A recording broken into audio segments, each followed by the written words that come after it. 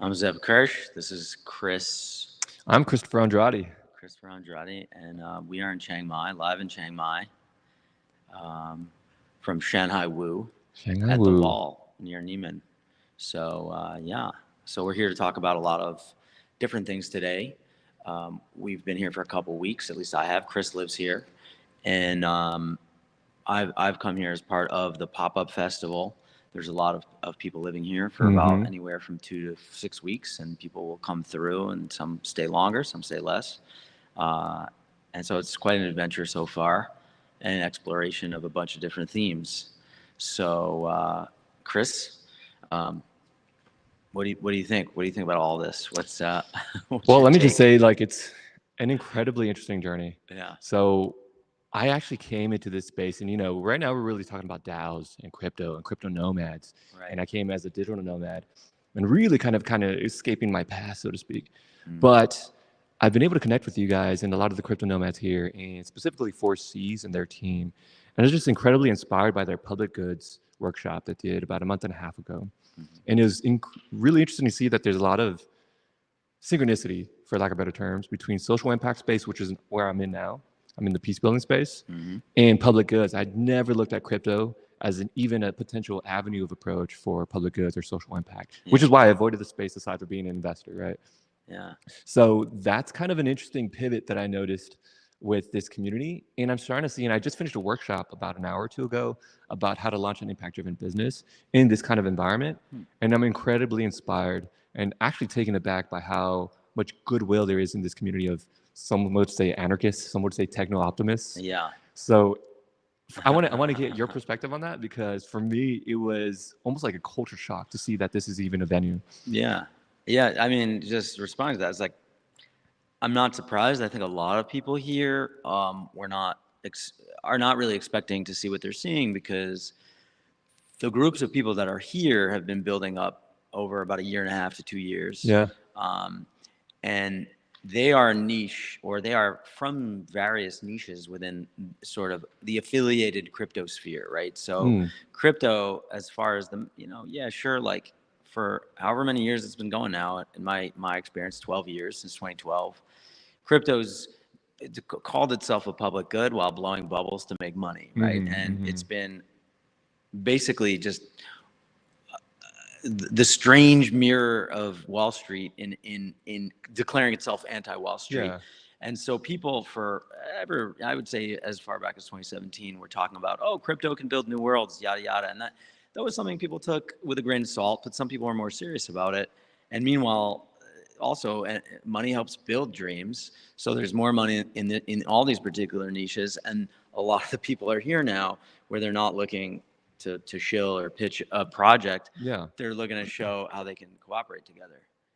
So they're here, and there's all these events or talks and various types of incubators that are not necessarily like building for the VC model, but they're just like, hey, what can you build? Like build something, and so it's interesting. It's an experiment. It's interesting you mentioned that, because one of the guys who showed up to the workshop a couple hours ago, man, I forgot his name, but shout out to him.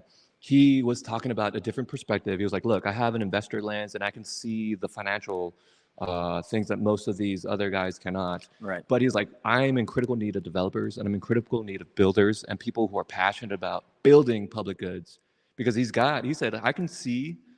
I forgot exactly how he said it, but he was something to the court of, I can see the financial moves, and I can see about extracting value from the blockchain and how to give that to public goods. There just aren't enough people who either understand that social entrepreneurship is a thing, for profit meets nonprofit and Yeah. has businesses.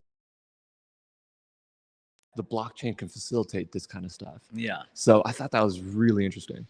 It is interesting. I mean, I'm someone who's a hyper cynical from New York, Mm. but I've gotten past my cynicism in many areas. How did he get over that cynicism, by the way? I think just like breathing through it, meditating, and meeting good people that are sincere. Because even when you get past the fact that, oh, there's a ton of greed that's self-justifying and pretends greed is good or whatever, Mm. okay, you get past that, but then you meet people. I think the thing that causes real cynicism is people who are just stuck in delusions of grandeur or delusions Oh. of doing good for the world, and they're not necessarily doing good for the world. Like during COVID, there were a lot of people who thought that they were saving people or saving lives, and you're like, Mm. okay, the road to hell is paved with good intentions in a sense. So Yeah. that can make a person even more cynical. But you get past that by just talking to people who are moderate and just trying to do good things, having good conversations, I think, and being patient. And maybe aging a little bit too, like Mm. just being like, well, it doesn't really matter as long as there's some people doing some good things, that's sufficient. But getting around that and then towards the public good ends of things. In New York, for example,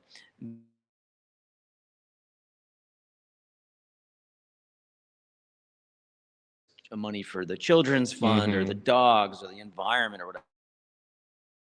Every dollar you give to them, they get a third. Okay, they don't Mm-hmm. want to tell you that, but that's the model. Like, how are you going to get people on the street to work for almost nothing? Mm. Most of them, most of them don't even work for salary at all. Some of them Mm. do. Sometimes people lie about it. There's finagling with the money, but okay, there's that. Okay, fine. But the worst part is that some of these organizations aren't even really giving out much of the money, right? And this is one of the big problems with the nonprofit sector, is how do you properly distribute, even if you can collect, right? And of course, most people are just worried about collection more. Yeah. So in crypto, Gitcoin, you have a lot of projects now that they have methods of collecting. And so now they're worried about giving out in a more legitimate way. And so attracting people and filtering out projects that are sort of gamesmanship, to get in front of an audience. Mm. That's all their Yeah, goal yeah, is. yeah. And these are enduring problems. But various types of voting, various types of things, there are people innovating and also keeping things small, right? When you give out small amounts of money as opposed to like large blobs, Mm. there's less of a chance, and you distribute it over time and over people's projects. There's less of a chance of just messing up badly. Yeah. So if you're just trying to mitigate the harm of the nature of the distribution Yeah, problem, yeah. just make sure nobody gets too much or too quickly at once, and that's happening, right? And that's easy Yeah. to prove that it's happening. And I like that approach. And two things came to mind. One is, having have had some experience in various sectors, I've noticed that this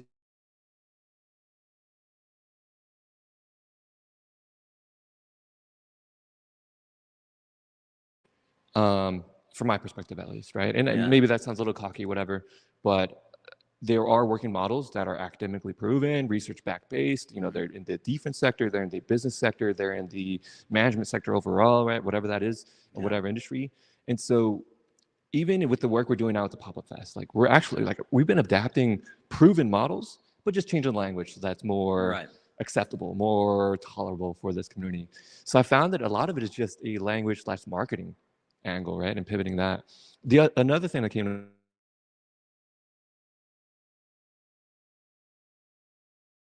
distribution on the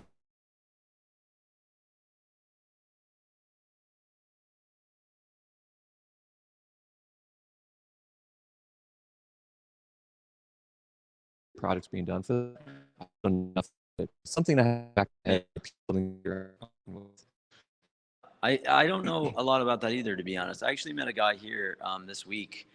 He goes by the pseudonym Cosmo, and he's Okay, from Venezuela. nice. And he's been in crypto for a while. He's been one of the like kind of OG Ethereum developers, and he goes a ways back. And when I in 2017, I remember like I think it was called Einsteinium coin or Einstein coin, There and was something like that. and they Yeah, were trying to raise like just money for Venezuela. yeah. And at the time, I was like, yeah, this might be a scam. It might not. It might have nothing to do with Venezuela.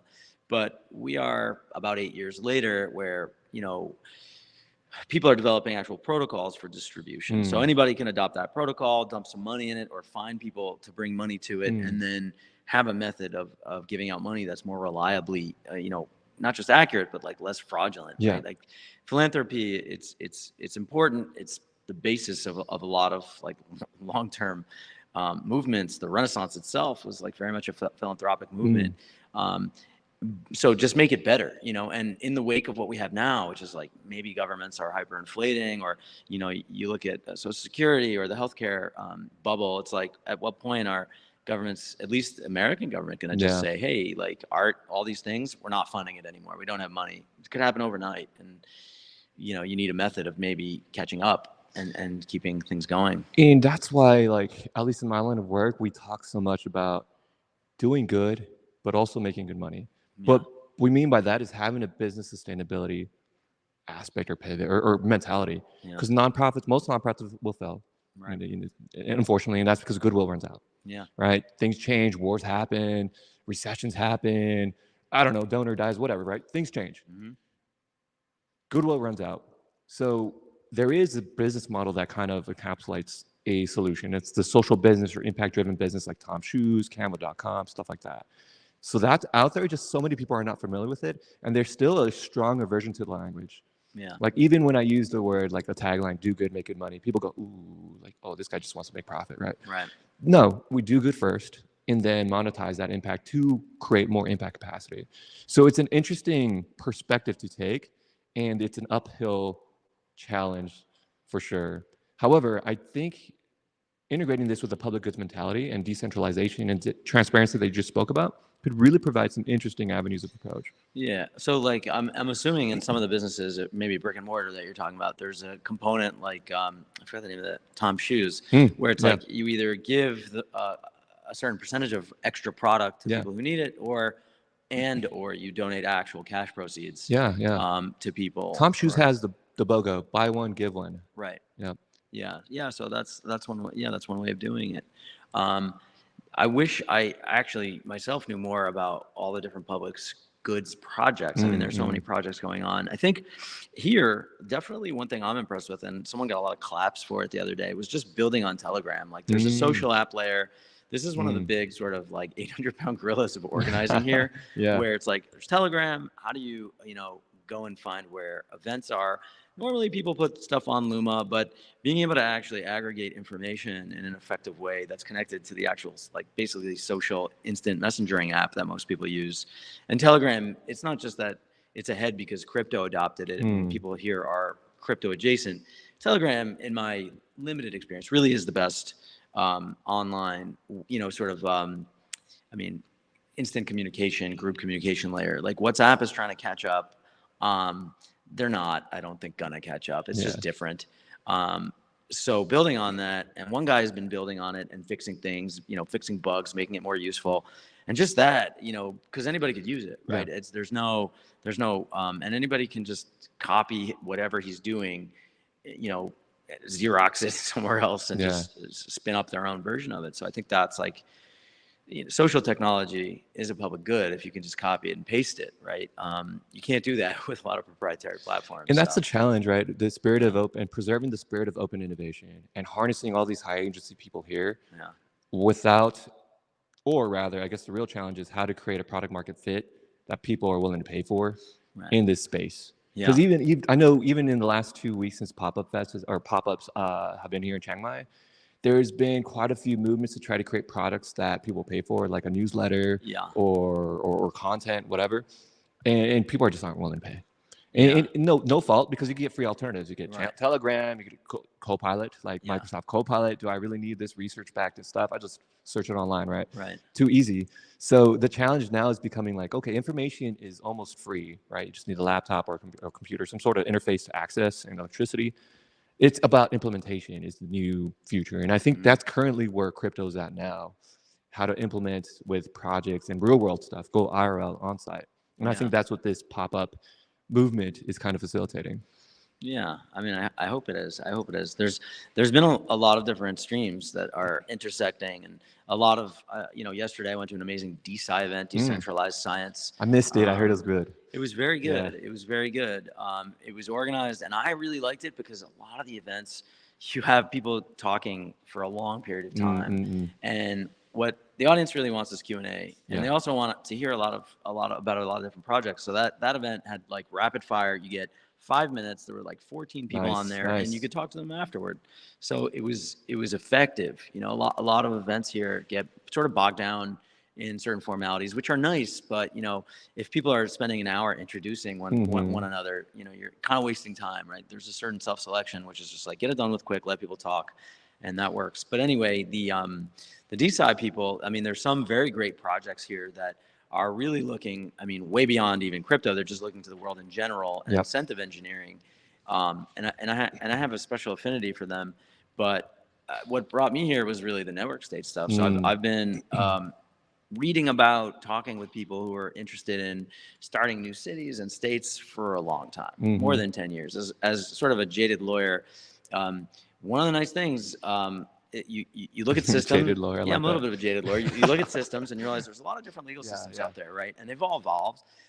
Why not start a new one? You know, when Right. you're creative, you create a piece of art or a program or whatever creative outlet there is. So, you know, a little bit maybe overly macro, create your own society, right? How do you do that? And then, you know, law, you don't necessarily need your own land to create a new legal society, a new corporation, a new partnership or a group of people. So that's and that's something lawyers do when you create sort of the legal foundation for a group of people to cooperate in usually a commercial project. But you know, not to mention obviously, you know, ambitious ideas of new criminal laws and stuff. But you know, most lawyers are a lot less jaded. They're more practical. If they're ambitious or you know optimistic, they want to change the system from the inside. They want to get involved in policy slash legislation, Yeah. right? You know, and that's politics. And like we're sitting here in 2 weeks, there's going to be the presidential election. That's like verboten or taboo to speak about. Let's not go there. But I mean, there's a reason why we're in Chiang Mai, right? Like, yeah, that's a part there's of a why reason I'm why here. you're. Yep. The timing For sure. is great that they did it this way, and it's like I'm not interested in being. It's almost like it was preordained. Yeah, and New York gets a little crazy. So Oh, like yeah. 8 years ago, I still remember how the vibe was after the election, and also 4 years ago. And it's just like elections have become these like religious events that people get so emotionally into. But yeah, like so here, you know, you have a lot of network state people that want to create, you know, their own, like some are more into the state, some are more into the nation. This is one of the big tensions in the network state stuff going on now. And as far as public goods for it, I mean, man, like everything that they're conceiving of is something that can be copied and pasted to someone course, else's yeah. network state project. For sure. So you want to be in, there's one great project, I don't know if you heard, in Bhutan that's being talked about now. Balaji's doing something himself in Malaysia across from Nice. Singapore. And there's projects all over. Like my Telegram's so filled with network state projects that I Yeah. can't see It's like too much. Yeah. people That's that why it takes you actually- forever to respond to me, huh? Right. Yeah, exactly. Yeah. Calling you out. Yeah. So, you know, so that's part of what's going on here is a lot of people communicating about how to conceptualize a common culture, but also people are talking about, well, where do you buy land, or how do you Yes. how do you select a good location or evaluate some of the existing Yeah. locations people are working on. And the network state stuff that leads into something I think I wanted to talk about with you is defense stuff in general. Yeah, Like shoot. I'm a huge fan of watching. I would say fan. I feel like men are often sports fans. You know, you like follow sports, and you know, I love basketball myself. I love playing it. But I follow like war as a sport. Like when we're voyeurs and we Yeah. watch a lot of sports or whatever, I really follow the Ukraine war. I follow the wars. Yeah.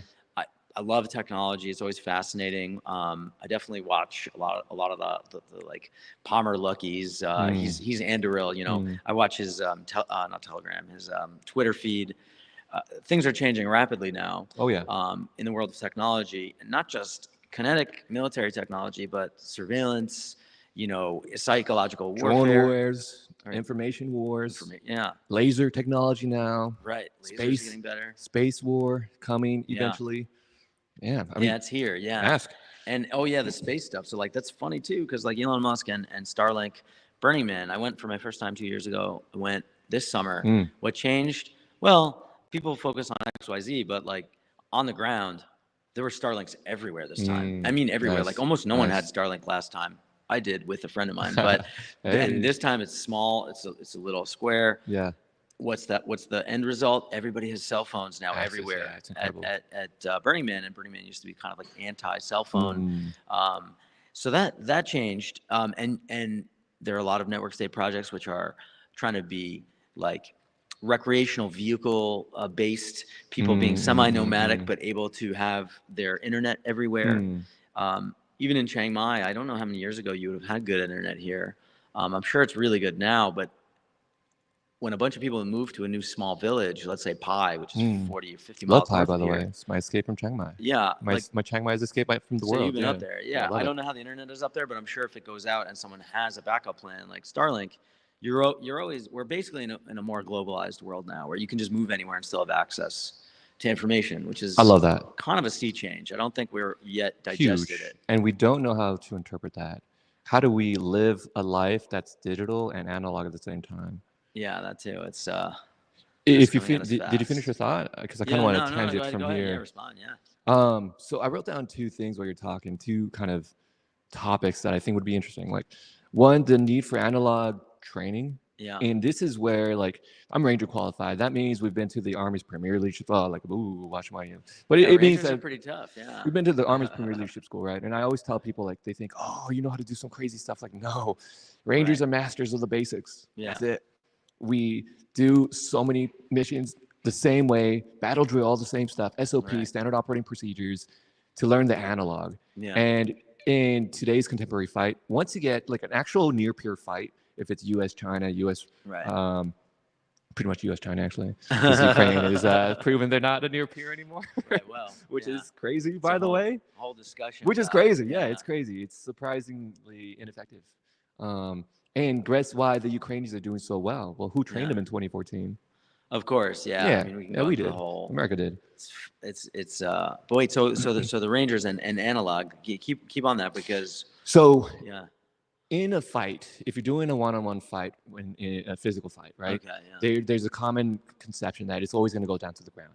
So Right. like if you're a striker, you're kicking, Right. The it's going to MMA go. Yeah. perspective. Yeah. Yeah. Well, it's not really. It's a pretty good perspective. It's pretty Yeah. accurate. Yeah. It's Well, always in gonna go down. MMA, the perspective is nobody has a weapon, which is totally unrealistic. In I real mean, yeah, life. you do actually. You have Pamela Henderson. You like your fists. Yeah, right? of course. Right. Yeah, you got your legs. The glass fists. You got your, yeah. your teeth. You got your entire body as a Yeah. weapon, right? Yeah. So in that regard, yes. But in using the same kind of metaphor, like it's always going to end up on the ground. Yeah. In a near peer fight, it's always going to end up with map and compass, Right. right? My GPS is not going to work. Right. The first thing that's going to go out is EMP, take out all the Right. electronics. Yeah. Satellites. Satellite's The gonna go presumption down, is that yeah. people will just launch low or high altitude, either like 200 miles up or Yep. you Yep. know, geostationary Yeah. altitude nukes. And why do you think we and have the Space knock Force them in the out. first place? To knock out the satellites. Yeah. I guess that's and protect them. A lot of people Yeah. work on Yeah.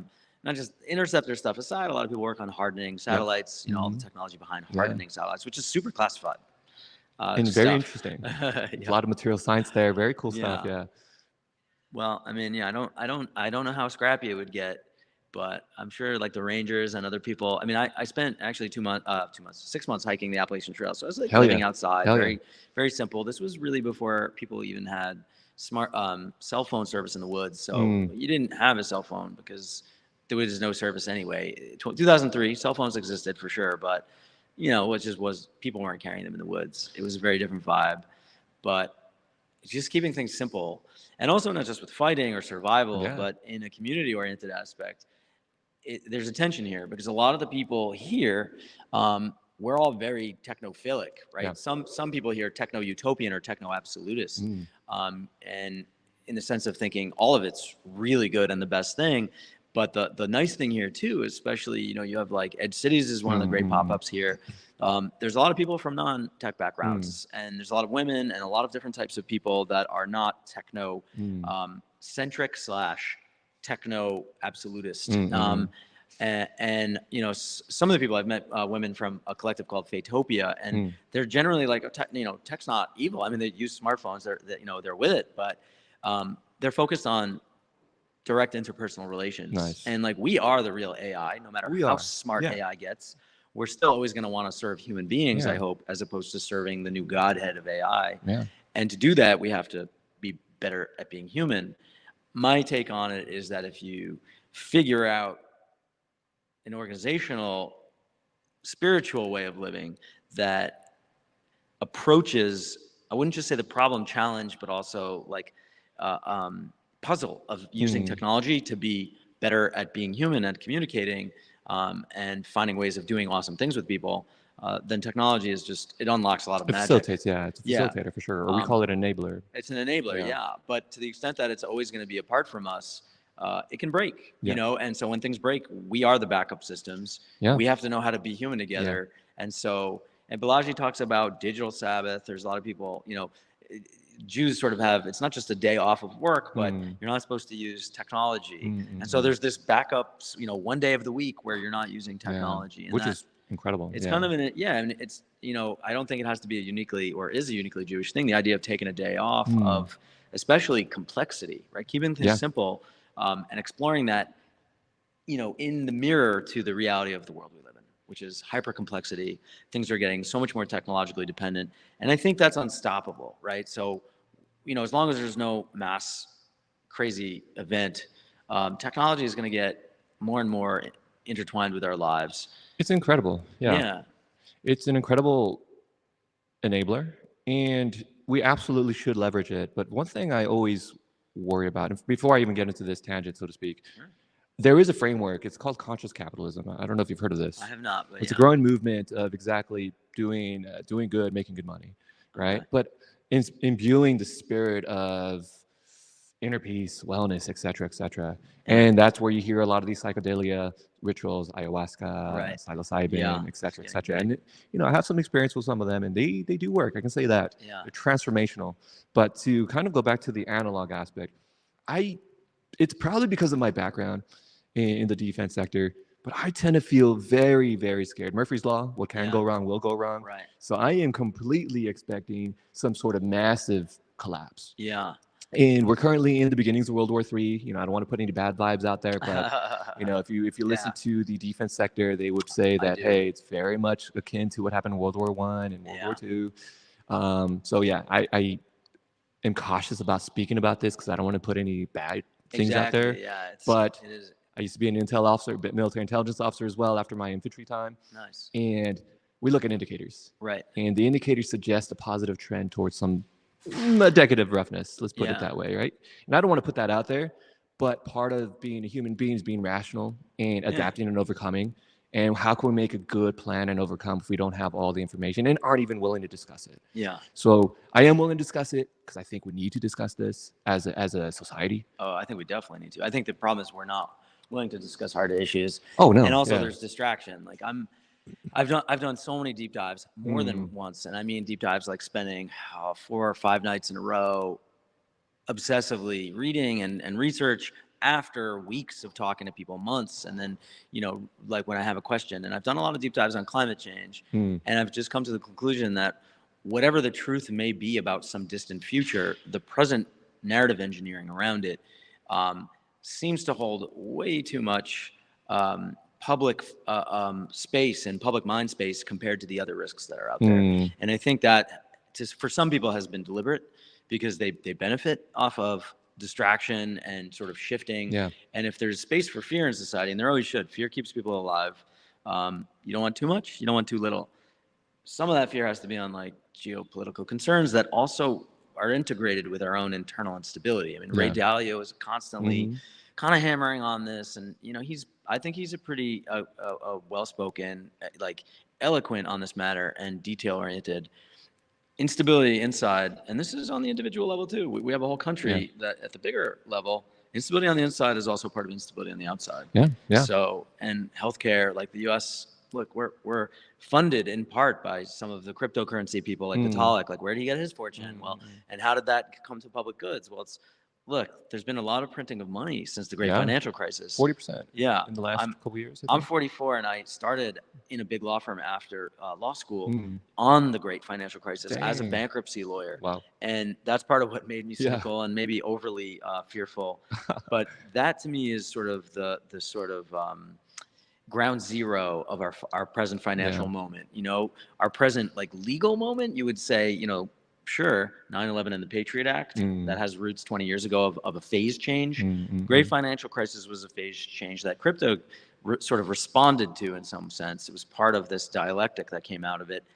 And then it got big because there was more money printing, which spilled over into crypto. And so here we are, and we're like, okay, the healthcare system might suck so much money out of America that, they'll just print another 3 trillion every 2 or 3 years. Just the sheer numbers coming out now are absurd. I'm from New York. New York's getting crazy expensive. Quantitative easing has been a travesty, unfortunately. And it had positive effects short term, but it's having long-term negative effects, unfortunately. And we look at the implications of how this financial policy, or however it plays out, impacts security. Yeah. And it really does, right? There's a theory that a lot of world wars are required in order to bring in the next institutions. Right. For example, like we're on a DeFi movement. Right. Is it a symptom or is it a product of the geopolitical dismay that happened beforehand, Yeah. starting in 1991, right? After this, some may even claim after the Soviet Union collapsed, right? I'm Yeah. talking specifically about the Gulf War, but maybe even after the Berlin Wall fell, Yeah. right? So that's kind of the origin of this sea change, because we had the Bretton Woods Act after World War II when we said that we learned from World War I that if we as a collective Right. do not help rebuild Yeah. those who lost, they're Yeah. going to come back in fury, which happened, right? We Yeah. had Blitzkrieg, we had Germans come back. Yeah. So then we had 70 years of peace because we created the Bretton Woods Act. Right. Right? We enabled others to come in a security framework that the U.S. provided for 70 years, and then it brought all our near competitors to what we have now, right? Yeah. And then ego, growth, scaling. When say these are why we have the problems we have today, overpopulation, whatever, whatever approach you want to take. But the key takeaway is that world wars sometimes, or change sometimes require world wars for dynamic shifts. I think the U.S. has passed the Rubicon. I mean, 40% of all dollars have been printed in the last couple of years. Like, that's Yeah. insane. We're having the beginnings of a potential world. And again, I don't want. I'm Yeah. knocking on wood right now. I don't want to put anything out there, but Yeah. let's say I'm medium confidence that things are going to get hairy. Yeah. And then It's the an interesting product will rabbit be hole. a new institution, and that institution will be DeFi, all these things, right? Yeah. So some people, if you're a conspiracy theorist, are thinking, who brought this upon us, right? Is Right. this a symptom or a Yeah. product? Something to think about. I've never thought of the decentralized sort of people's Ethereum Foundation as wanting more instability, but they certainly are in a position maybe to benefit off of it. Central bank digital currency seems to be the competing narrative. And if there's one thing, there's so many, whether it's the great taking or this or that, if there's one sort of dialectic of war being planned to bring in new institutions, it's definitely sort of a central banking narrative, Yeah. whether it's the BIS or the IMF or some other supranational institution that's planning to take essentially an SDR-like settlement mechanism and coin it over for a digital central bank currency, which, the Amero was, when Bush was president, Bush Senior, they were pretty open. They're like, we want the Canadian loon and like the dollar to be one currency, the Mexican peso, and that might work. It might work just like the euro works, but where's the euro now? People are talking about it might fall apart. So we have BRICS coming up too, like. Yeah, so there's these blocks, that's happening. But then how does that, tie in? I mean, there's a lot to worry about in that respect, but it also ties into a lot of the positive things happening. People are just finding more effective ways of like actually building something that might work. Yeah.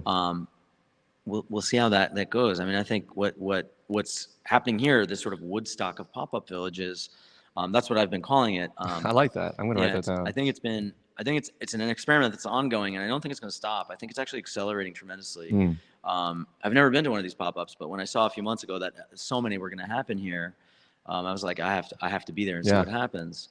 And it's encouraging because people are seeing the continuity of this spectrum of organizational living patterns, from short-term stays, even festivals. Zoo Thailand, to plug them next month, they're going to be in Pattaya near Bangkok, but they are partnering with Wonderfruit. And I talked to Nicole's son, who's organizing it, and like partnering with a festival. People have tried starting their own festivals. I've met them, but now that there's a more conscientiousness about organizational forms, it's not that people won't even start their own festivals in the future, but the idea that there's even a pop-up next month in weeks from now that's already partnered with an established festival, that's interesting. That's and in cool. the other direction, pop-ups are partnering with like more permanent settlements. Even here in Chiang Mai, I mean, this John, I forgot his last name, but he owns the Alt Ping sort of hotel resort, and so it's not like he's not going to have ongoing relations with Edge City and people in Chiang Mai. There's also other people making more permanent residences in Niman that are Four Seas Mountain View. Yeah, it's a permanent location. So like what they'll do with it in the future and how they coordinate is going to be interesting. Some of it will be more circular in the sense of keeping resources of all sorts, money included, within sort of networks of people, some of whom move around more, some of whom have permanent settlement. One of the big discussions now too is like, well, where the family is going to be. And one discussion yet to be had, which I'm particularly interested in, one of the reasons I'm here also, what about the super old people or older people? I feel like I'm in the transition age where I'm between younger people, I'm 44, You look good, man. and older people. And really age, as much as it's how you look, age to me is really how you feel. Like, I like if you're that. Yeah, 200, but you feel better than a 20-year-old, well, then you're Brian Johnson. No, I I'm just like it. joking, right?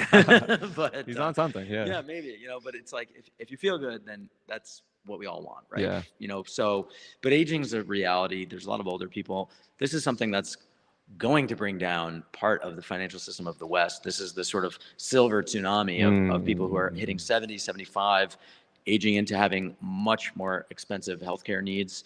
I think it's something like more than 80% of healthcare is like the last 5 years of life in terms of expenditure. Yeah. And it gets like progressively smaller and smaller group of people that Yeah. more and more money is spent on. So that's happening.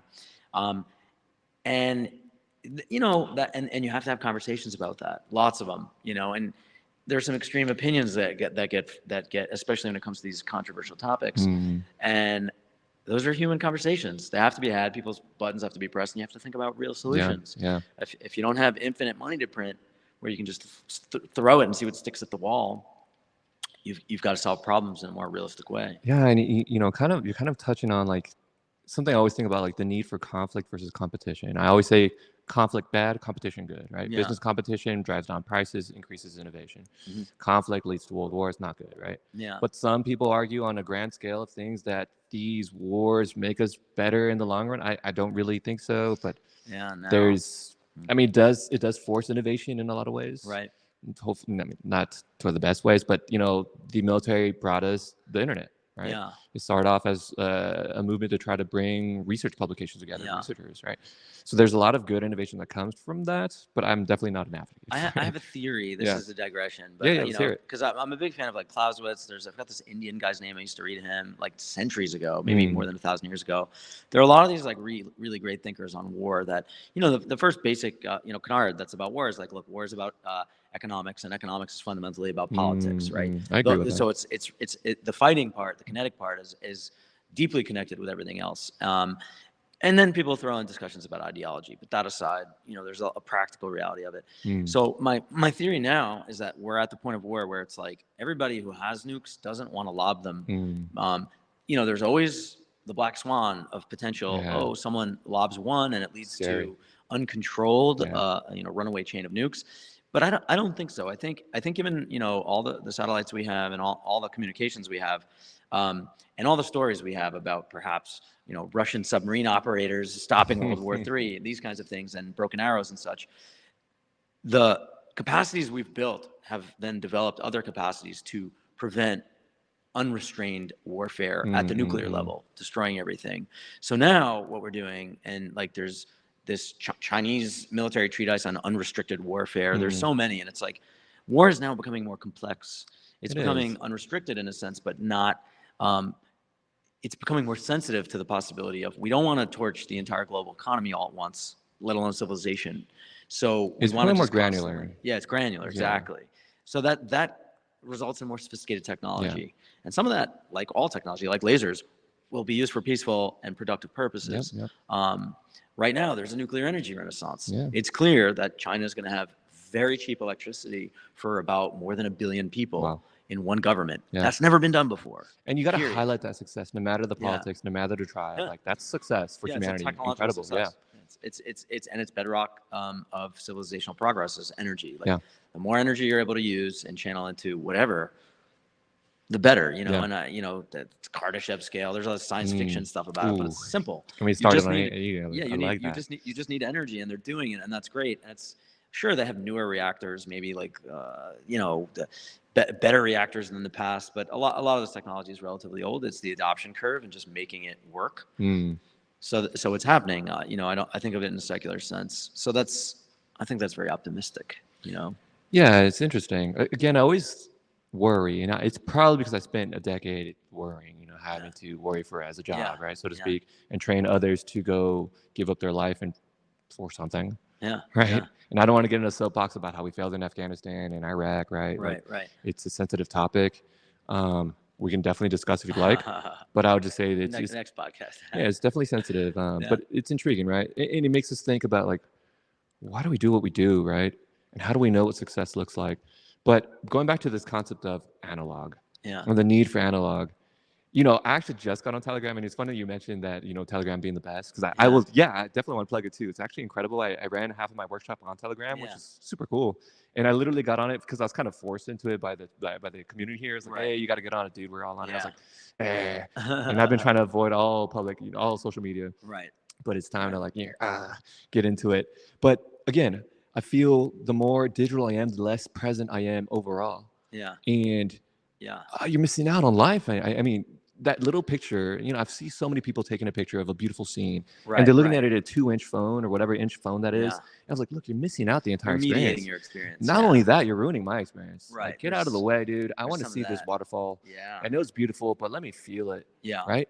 And when we do like in live, even this in live podcast right now, right? Yeah. I can feel Right. you. I can see your energy, right? Yeah. Like I get your vibes, so to speak. It's completely better than online. Like a Zoom conference. Yeah. And so the need for analog, like, I'm curious to see how that develops and how we preserve the spirit of analog. Yeah, that's a lot of what they're exploring at Edge Cities, and my experience being at their events. People are talking about other stuff like Nice. that elsewhere, and we're heading towards a hyper technological moment, Yeah. which is scary. One thing I like doing is, and it's funny because it's very tongue in cheek. It's like I like going on YouTube and watching restored colored videos, which all of this takes They're cool. massive Yeah, technology. yeah. And they'll show you New York 100 years ago. Yeah, it's cool. And so you need all this technology now to see this really cool, and the audio's fake. They put in fake audio because they didn't have audio back then. Yeah. And they show you New York in like 1910. Yeah. People just walking around the street. And then you fast forward, you can watch videos of, for example, the Paul Simon and Garfunkel concert in Central Park in the 80s, which is like a famous concert. And there are no cell phones. No one's holding up. There's 80,000 people or so quietly together on a lawn where people still gather for like the New York Philharmonic, which is a wonderful event. If you're ever in New York, please do it. Incredible. But there's no mediation. So we've got a wonderful human being here with us. We've got another guest joining Sha- the show. Yeah, Aloha. yeah. Shaka, welcome. Yeah, please. So I'm going to start off with making a deep plug. I am not a fan of Telegram. Okay, all right. I think that we are actually in great need of an alternative. I am not the only one that shares that sentiment. There's many people I share that sentiment. Yeah. who are in this cypherpunk world that are saying we need different forms of communication. And these experiments of pop-up cities are the perfect place to actually be aware that that's like actually a huge need, because you see that we're like really all depending on Telegram right now, and like We're stuck. We are trapped. I'm like, it's Pavel incredible. Durov was just arrested. Most people don't even know that. It's incredible. Like if you go from like different place to place, like your digestive system sometimes changes. Now that we have so many places here, it's like 5 pop-up cities.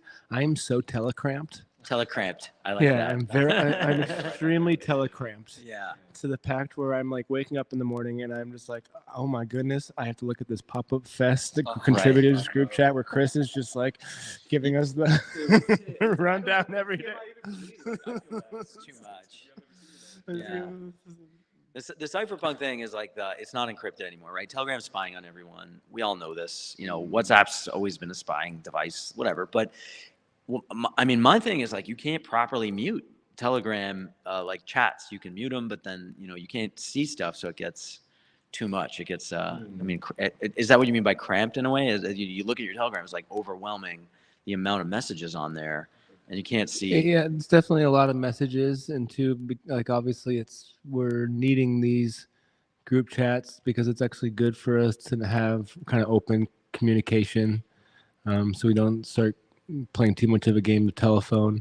I think that with the, it can also be consuming of time, I guess, if you're thinking on a productivity level. So like, I think if we had a different alternative, but there is the greater alternative, the greater warning point where I actually think encryption isn't fully there to the point where, I'm not a cryptographer. I'm not a cybersecurity expert by any means, but I do know just from being around those who are that Telegram is not the best source of communication. So as we start scaling as a network state, those are really just some, and so that's where I think EigenLayer's doing a lot of things of AAS as a service.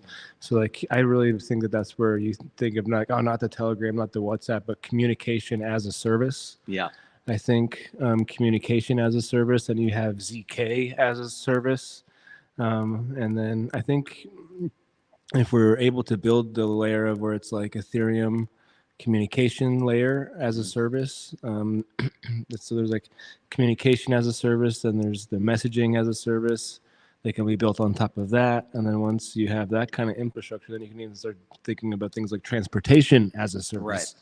Which I've been like throwing out to hey, we should have like the ETH train, everybody's transportation hub. But there's that's where I think these types of network state opportunities are kind of cool places where we should be thinking about decentralized communication platforms that aren't owned by like a Telegram or anything, where like the Telegram CEO got arrested, ironically, like shortly after we were all in Edge Esmeralda in Georgia. And I don't know, but like in Georgia, we were actually like not even using Telegram as a choice of community. We decided not to do it. Yeah, that may be extremely wise, you know, when you're in a country where there are potential political implications from the platform you use. You know, that's a big one. I mean, most people I know like that are worried or concerned, they use Signal generally, but I don't even know that Signal is like perfect. We have to build our own. Like there have to be. What's being built, and like that's the cool thing about like Signal, and even just being around like the social layer team here is that like it's the perfect incubator in these pop-up cities, because it needs to be held with the grace and like the lack of ego that we're not our own country, we're not our own huge company, we're not this huge established anything. We're just like all really established in alignment. We all are very excited about the technology that binds us, and we all have ways that we can contribute. So like the experiment level is where it should be held. You know, this is just an experiment, and we're trying to make it. And in an experiment, we're trying to find the right solution. Because when the solutions start clicking, right? And then it's like, I think that's when you really start see cities start scaling. Because like, you know, there's a whole influx of people rushing the U.S. border, not because they're trying to invade, but because they're trying to, one, maybe escape difficulty, but go towards an ideology that was shared with them somewhere, that like there's somewhere a better place that I'm going to go to. Right. You know, so as soon as like we find these solutions in this experiment, like the scaling just like becomes immense, because it's just like the ideology is built, the solutions are built, the technology is there to protect people, but then it's also openly accessible. You know, a lot of the great excitement of thinking about a transportation as a service is that with this network state, a lot of us are all over the place. So what if we do start gaining that kind of government recognition where we're trustworthy, we're innovators, we're scientists and cryptographers and artists, and we're doing really good things to change this world. So what if these governments start actually acknowledging us and approving us, so that our technology that we approve each other with as residences, those could almost be like those transportation hubs, or those woos. Shanghai Woo is the ocean, the mountain, and the valley. You know, it's like those woos, kind of like our valleys you can almost think about. We're here at the Wall Plaza, and there's like the ancient wall that goes around the canal of Chiang Mai. So this cheesy says, "Don't walk on the ancient wall." So I kind of put that in a song. We're like, so like here at Shanghai Woo, like we try and welcome everyone. We had everyone here for the Zoo Town Hall here on Tuesday, you know, and so like welcoming everybody all through the wall. I think that's like a place where I would love to see network states change the world, is that they just like kind of almost become like those Shanghai Woos, or those valleys that people can safely pass through because they're there.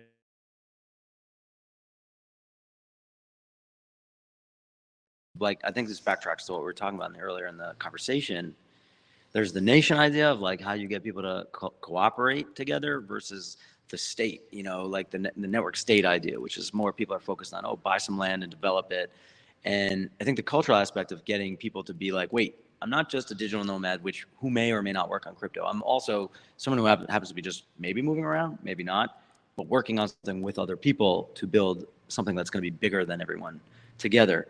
And there's a lot of those things that are bigger than everyone. Like, and if you put all those different ideas that are bigger than everyone, you start to have sort of an overculture.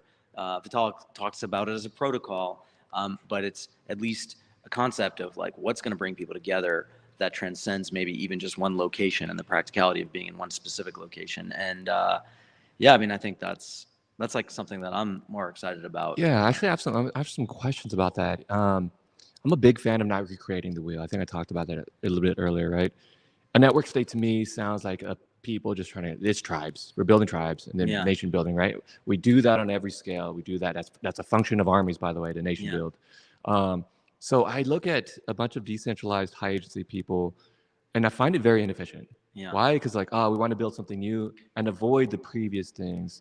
But I mean, like they exist for a reason, and they all tend up being the same, anyways. Yeah. After we go through, history repeats every 80 to 100 years. Why? Yeah. We forget the lessons of our fathers, right? Yeah. And that's happening right now. This is why we're leading towards a provocative period, let's call it. Yeah. And so, I like history, and I like to study history and the Very cycles, right? important. And you brought up Ray Dalio. I Mhm. think he has the fourth turning. Is that? I think Yeah, that's he's his part book. of the fourth turning way of thinking. Yeah. And so Cyclical history. I like to bring the practical, rational perspective. Is like, why are we recreating the wheel? And it's not going to be as good for a while, and then it has the potential to be better. Yeah. But we could accelerate the build by just adopting things that are working and then improving upon it, right? And we look at process innovation, and this is a big process innovation, so to speak. Yeah. If we see the process of nation building as a process and then innovating upon that, all we're trying to do is make it better. Yeah. And I see a huge decentralized movement that's now becoming centralized. Right. And I think I forget who, Shaka or you spoke about lack of ego.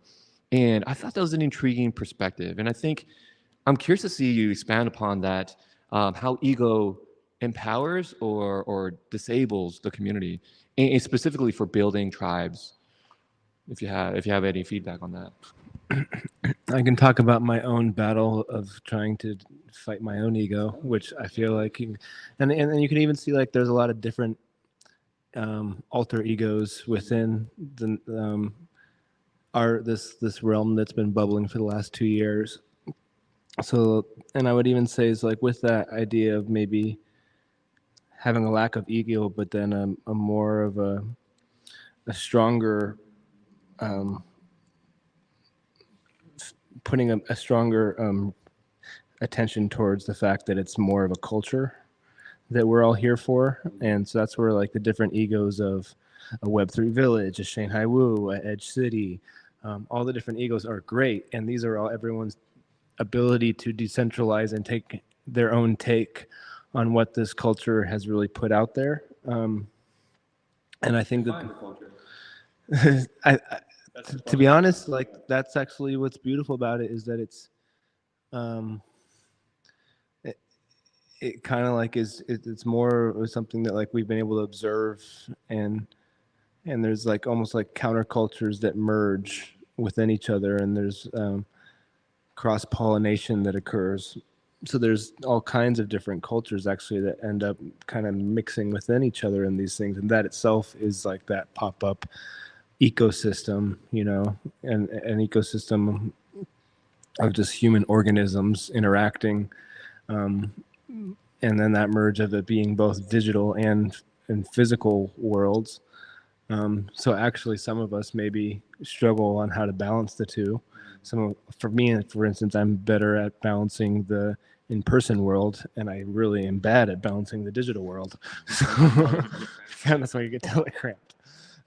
You know, but others, maybe it's the opposite. So this is why it's actually a great place to break those barriers. But then, and like, so with, you know, the idea of a pop-up city being this kind of like post like Zuzalu and ZooConnect, and then the decentralization that occurred. I've gone to many different pop-up cities, but this is the first time that it's been like a pop-up mega metropolis, you know, where it's like in the empire of Los Angeles, where I can not only go to LA, but then I can go to San Bernardino and Pasadena and Hollywood, you know. So it's not just a pop-up city. It's like, so that's my off time is like spent visiting other pop-up cities now. And there's the pop-up city festival that's going to be happening at Four Seas Mountain Village later this month. So like there's this real kind of November 7, a plug for the people. 8th and 9th. Okay, yeah. Right? Yeah. Yeah, put on 8th and 9th, pop-up city. Fast, let's go. and then we hit the road to DevCon. So Yeah. it's so I mean, just think with that thought of DevCon, like I guess so if we can all share that one, and it's important that maybe that like we don't even like try and pat our ego like, oh, I'm part of Zuzalu. Like there shouldn't be like a pumping up my ego because we're a part of this. But I think like there is like that idea that like and not even holding identity so strong. If you hold the identity too strong and you lose that, then it can really hurt. So it's like that's where like culture is something that's appreciated whether or not everyone fully identifies with that themselves. And because there's like this open source culture within the space that it's open to many different types of cultures. But since there's not one brand of Zuzalu pop-up cities and we're trying to all interact together, I think that it only can expand healthily and naturally if it kind of holds that headless lack of ego, because it's like almost like a radius that we all hold in that culture with value lines. And so like if you're looking so much on the ego of like focusing on whose city gets the most attention or whose city is the best, that's not the case at all, because that actually is more of a contracting factor where you're pulling into the radius. But if we can all expand equally with this mentality that we're holding that center radius and we're expanding outwardly, that's where like I've started to like push this thought process, because I love the thought of the singularity. I'm not afraid of AI, and I'm stoked about it. That like, what if we start talking about the circularity? And the circularity is something where like I see that we have this loophole in societies where we're contracting in a circular motion, right? We're getting to a point of maybe being a black hole because we're so consuming, right? And we're at this point of global warming, and it's really like this implosion that can be occurring when, as a star and as a planet, and as who we are as a humanity and ecosystem and pop-up cities, we can expand and we can grow and we shine a light. So like that expanding energy of a circular mentality, it just comes from flipping the spectrum, So like I often will do the physical diagram of like giving my hands outwards. Like, so if I'm giving and then I receive on the upward motion, that's like a flex, right? Of like so much energy to just keep giving.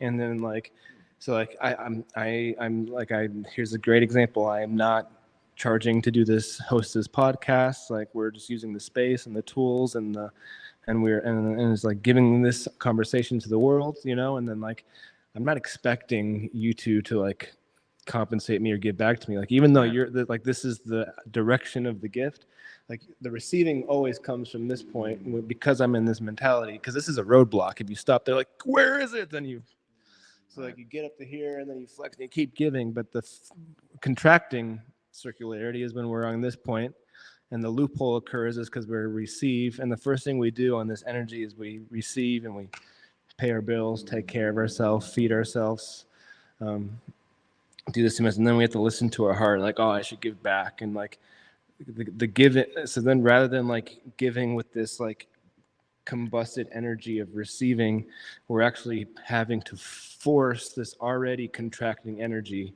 that we're receiving to try and then give back to society.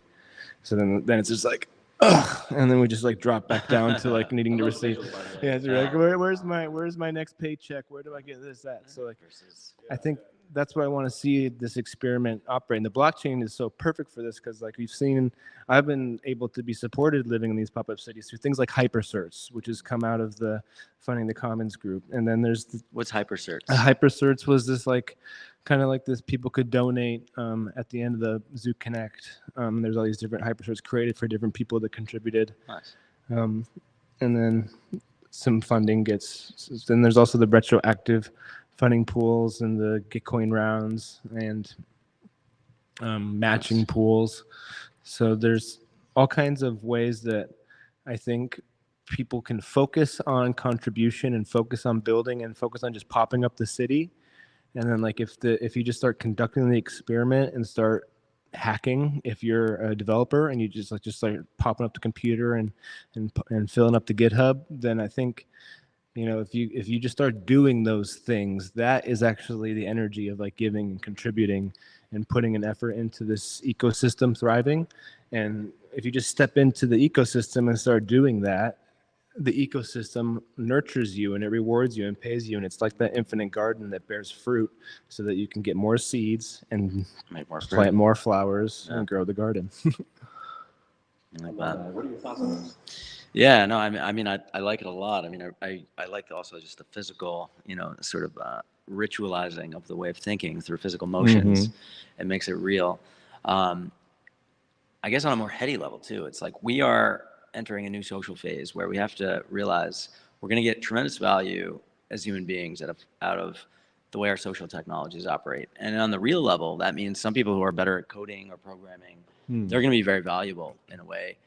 If they're part of a circular social technology, right? And they can't be part of a circular social technology as just, instrumentalized objects of, capital or whatever you want to call it, just worker bees or whatever you want to call it, or even venture CEOs and founders. They have to be part of a group of people that has a bigger vision of why they're even doing this. Like, why build some cool alternative to Telegram that's actually secure and maybe even better than Telegram when you can just build something like Telegram and try to make the next buck? Or, so the trust in communities comes from like, there's some level of, you can call it class or caste or whatever. People have different roles. People do different things, and bringing them together in sort of a circular sense, and that's powerful. And then when you add new technologies on top of it that reinforce circular behavior, there is a singularity-like aspect to it, but maybe on a social level where things can get really good really quickly. I myself, I grew up doing a lot of biology research, and because I would say mature and impatient, but also insightful into some social problems with biology research, I just left it because I was like, there's too much baloney research going on here. There's too much baloney in the funding process.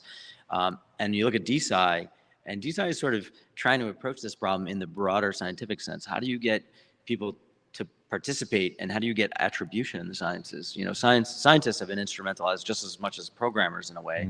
So they're these like little, like the ants that are, maybe even paid a lot of money, whatever, but they're doing this thing that's the product. And then the military gets this out of it and keeps on milking it. But it's like, no, wait, if you think of science as a human process, just as much as coding might be, then that means the results of what they're doing and how they do it connects very much directly with the circular sense of why they're doing it and for whom they're doing it.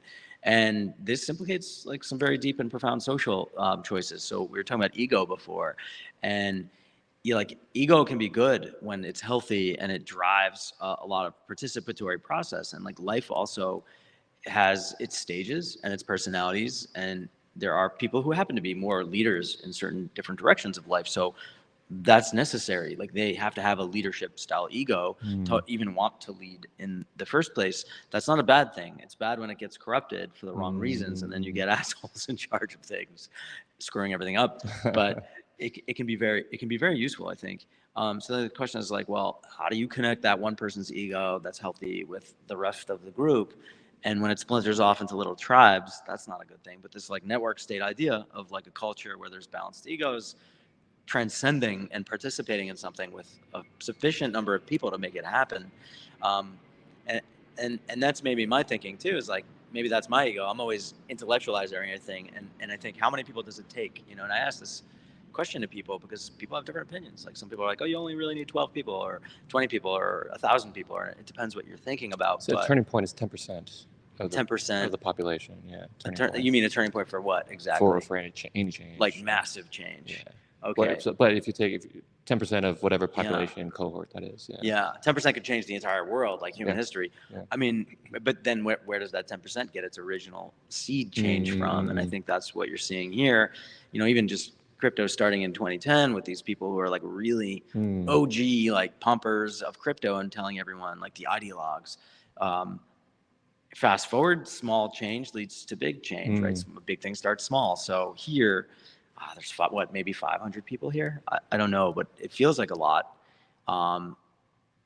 I feel like that's the start of something. And then there's tons of other little places that like there's Montenegro, Monte Libero. There's a project there. There's so many projects. I can't even remember all of them, like in my Telegram and all the groups I'm involved with, but at least involved with watching, Telegram. because they're mostly on there, I guess. But, so yeah, so I mean, that's, my response to that, I guess. And in a sense, like just very optimistic about the idea of keeping it circular, and working on it. I love it. I love the idea of circularity as a sustainability concept. There's also the circular economy. There's also like recycling and upcycling things, both technology and materials, which is incredible. We should adopt it. I'm intrigued by the Amazon forest and by the Amazonians in general, partly because I'm Central American, by blood, but partly because of the ayahuascas, but partly because they had really interesting science that they explored historically in the past. Yeah. And they look at new science is coming out about the Amazon rainforest. And sorry if this is too much of a tangent, bring me back, that it's actually a food forest. Right. And how incredible was that? Like, and so they lived and co-created and created a regenerative circular forest economy based out of that. So it's intriguing that if we study the history and what models have worked, that we're kind of recreating it now. We're trying to, at least, right? So again, I go back to what I said before, like we're being very inefficient by not adopting things that have worked and then doing process innovations. Just something I wanted to talk about, just throw out there.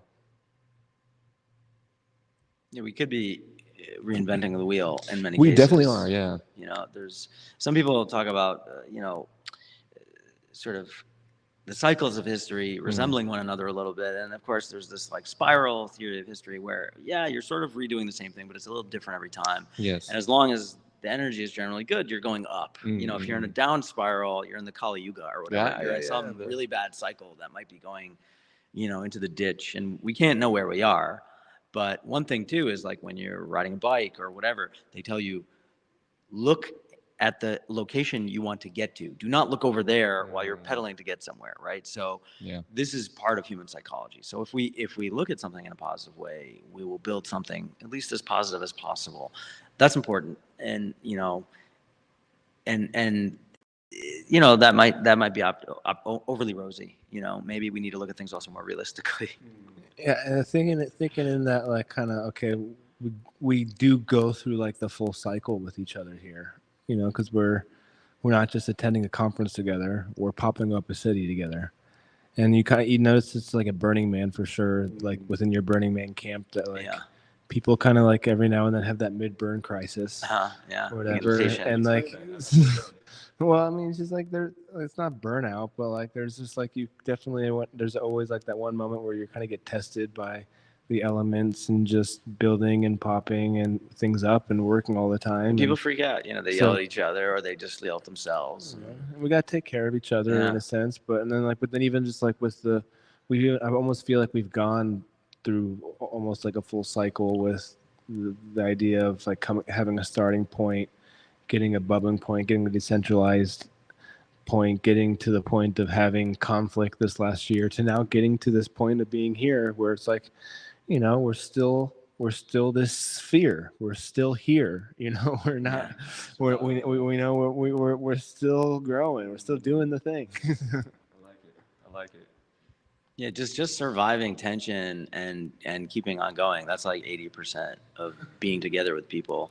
Even being together with oneself and just being like, okay, breathe through whatever crisis. I mean, that kind of I don't know if we have time for these questions, but like, what is the meaning of life and how do we achieve peace, right? I think a lot about that and how these crises and these moments and surviving. A response I've heard, like I call it the biological argument, or the reproductive argument. Like my landlord, he was like, dude has a very interesting background. He was a championship boxer in Australia, became a private detective, retired here, right? Interesting. And so I'm expecting some interesting feedback. He goes, Chris, the meaning of life is to continue life, right? Kind of like to reproduce. It was like, just have a baby, man, have a kid. I was like, what? And I've been spending, I was spending years looking. I'm getting goosebumps now because I literally spent years, like 3 years, having an existential crisis. What is the meaning of life? Went to the temple. I did Vipassana meditations, did ego death, psychedelic, blah, blah, blah. And he gave me that practical argument. I was like, I was unsatisfied. Right. And then I talked to a monk, and he said, life is life. And I was very unsatisfied with that. Yeah. And I spent 19 days in a temple doing Vipassana meditation. In the first 3 days, the response was, meditate more. And I was like, come on, Right. man. That can't be the only Meditate answer. more, be present, right? It took me, on day 17 is when I got a response. And it wasn't from the head monk. It was from another trainer. And he goes, the Buddha has a good solution for you. He says, do more good, do no evil, purify the mind. I was like, I can work with that, right? Yeah. And then, of course, there's a lot of other subjective, and actually the answer is likely very subjective. But something I'm curious to hear your responses before we head out. Yeah. On the meaning of life. Meaning of It's a life. big question. Yeah. Maybe how that can translate or push directives here at the Papa City. Yeah. I like that. Connect it. I think when I don't understand the meaning of something, that's because it's being too complicated. So if there is a meaning to life, I would like to make it as simple as possible. And usually I try and think as simple as that I see things that encompass light and I see things that encompass darkness. And it's very easy to turn a light switch on and turn the lights on in this gray warehouse room and put color inside of it. And darkness always flees from the light. Every time you turn on a light, it only takes turning off the light for the darkness to take over the light. So the meaning to life to me is just that we are a light, and it's not that darkness is something we fight. It's actually, in a weird way, darkness is what makes us light, right? Because there's that balance in life. Like even part of to just bring it full circle to the circularity. It doesn't matter which way you're turning, if you're contracting or you're expanding. If you're expanding, you're likely in this giving mentality because there's no loophole. If you're contracting, you're likely in this extracting mentality of life where you're just consuming and taking value. But if you're providing value and you're giving and you're expanding and you're growing your network and your friendships and your opportunities and you're seeing the whole world in this different perspective of light and life, and you're like, I think love is easier to just like kind of give in that energy as well, rather than like seeking love, like nobody loves me, it's so much easier to just give love. And then it's like when you're like just very loving person, lots of people love you back. So there's I think, so to bring the thinking full circle, I would like to see just that like the circle is seen as the circle no matter which way it's turning.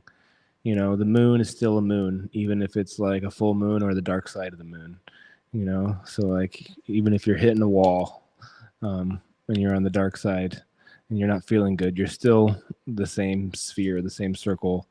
And it's as simple as just turning on a light switch, starting a new day, waking up the next morning, and you can just start fresh again. So that's also the beautiful part about living in a city with each other, is that and that's where I kind of like say, hey, having a little bit less of this strong ego and more of like this thing, hey, it's an experiment. We're trying to improve our humanity and our ecosystem in general. I think that it's easier than to allow things to come back full circle, because that is my protocol to receiving. It's not taking, it's giving, and then giving often opens up that floodgate of receiving always. I like it. The meaning of life is a big one. I like Wrap us up a lot here. of the stuff you're saying. Yeah, and I'm wrapping it up. I'm trying to. It's such a big question, and you're talking about reproduction. So I guess I'll focus on that a little bit. We're here in Edge Cities. A lot of the people, there are some children here. Not everybody can or wants to have children, but communities do need children. Like the joy of life is not just confined to the individual. It is a social affair. Even if a monk lives on a mountain and his food just drops to him from the sky, I mean, that's the extreme case. But even then, I mean, that just, I don't see that as the most meaningful vision of life, to be totally isolated. The famous Jesus mantra, man does not live on bread alone, right? That people are together with one another, and that implies spirit, and spirit, part of that spirit of the collective is some people have children, and children are a joy, especially when they're very healthy. They are a joy.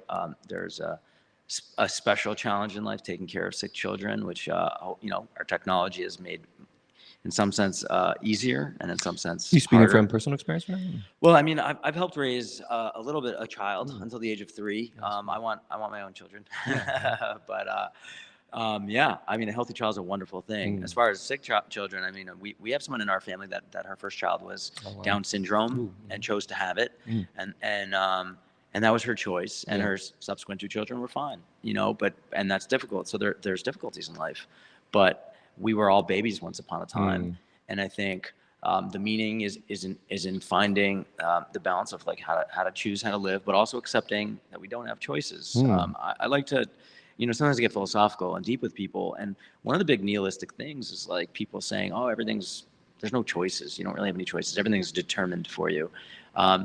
There's a lot of philosophers that go into this, but ultimately, what matters is that when you take away choice from people by telling them they don't have it, and you convince them of that, you're taking away the meaning-making process, right? There's no real meaning in a deterministic world. It's like a nihilistic way of living. So whenever someone implicates that view or says it, I'm just like, hey, look, if there's no meaning in all of this, why don't you just shut up?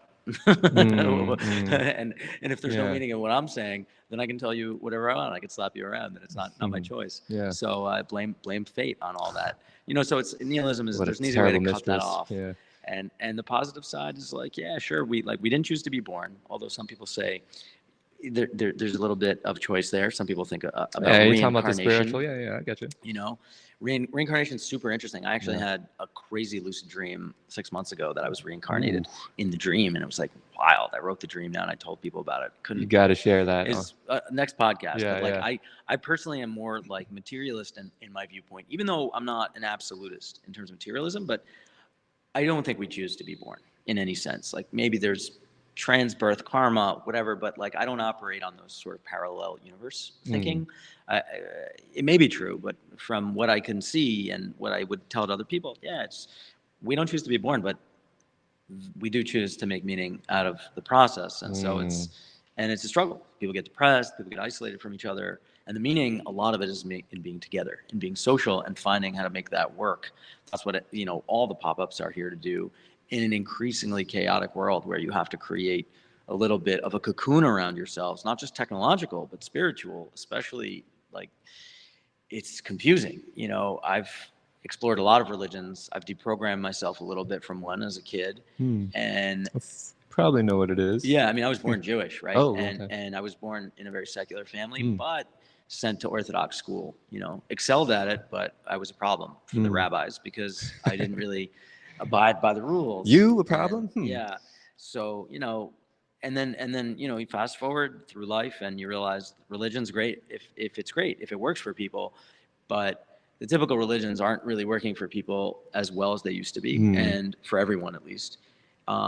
And on top of that, we have this new godhead, which is technology, and we need to use it for good for ourselves. We cannot just passively watch this sort of massive social pyramid being built with it on top of us, grinding us down. Even at the very top, people think that they have the benefits of it, but fire will burn whoever wields it. And if you don't find a way to wield it properly, and you're not going to find it by yourself, you're not going to find it through some material worship of these XYZ technologies. You're going to find it by using it with people, seeing what works, and elevating the light, the spiritual side of what helps people live together better, and also protecting people from the dark. There's the sheepdog side of it too, which you need that as part of a group. There's too many addictive products. I mean, you see it, with technology. But. I'm glad you mentioned the sheepdog in general. And most people don't even know that there's a third class of human, right? They think wolf or sheep. Right. There's a sheepdog, right? There's a protector.